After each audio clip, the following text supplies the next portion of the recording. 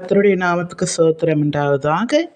1 யோவான் 4:4 பிள்ளைகளை, நீங்கள் தேவனால் உண்டாயிருந்து அவர்களை ஜெயித்தீர்கள், ஏனெனில் உலகத்தில் இருக்கிறவனிலும் உங்களில் இருக்கிறவர் பெரியவர் என்று சொல்லப்பட்டிருக்கிறது. நமக்கு என்ன நடந்தாலும் அதிலிருந்து ஆண்டவர் நம்மளை விடுவிக்க வல்லவராகவும் பெரியவராகவும் இருக்கிறார். தண்ணீரில் கடந்திடும் போதும் உன்மேல் அவைகள் புரளுவதில்லை. மோசே இஸ்ரவேல் ஜனங்களை வழிநடத்தும் போது செங்கடல் 2ஆய் பிளந்தது. செவுறு போல, மதிர் செவுறு போல இருந்தது.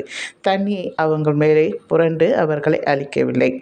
அதே போல் சாத்ராக், மேஷாக், ஆபேத்நேகோவை அக்கினி சூளையில் நெருப்பில் போடுறாங்க. அக்கினி சோதனை ஒன்றும் அவர்களை செய்யவில்லை. அதுக்கு பிறகு உன் பக்கம் 1000 பேரும் உன் பக்கத்தில் 10,000 பேரும் விழுந்தாலும் அது ஒன்றும் உங்களை தீங்கொன்றும் செய்வதில்லை. ஏன்னால் தேவன் உங்கள் அருகிலே இருக்கும்போது அவர் உங்களுக்காக யுத்தம் செய்வார். நீங்கள் சும்மா இருப்பீர்கள். உங்கள் கண்களினால் காண்பீர்கள். தேவன் உங்களுக்கு செய்கிற நன்மைகளையும் ஜெயத்தையும் நீங்கள் கண்டு என்ன செய்வீங்க? ஆண்டவருக்கு நன்றி சொல்லி ஜெயத்தோடு முன்னே செல்வீர்களாம்.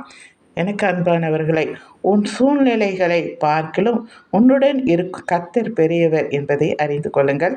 அவர் எல்லாவற்றையும் மாற்றுவார். விசுவாசத்தோடு காத்திரு, பயப்படாதே. நீ பயந்த காரியம் எதுவும் நடக்காது. சரிங்களா? தேங்க்யூ.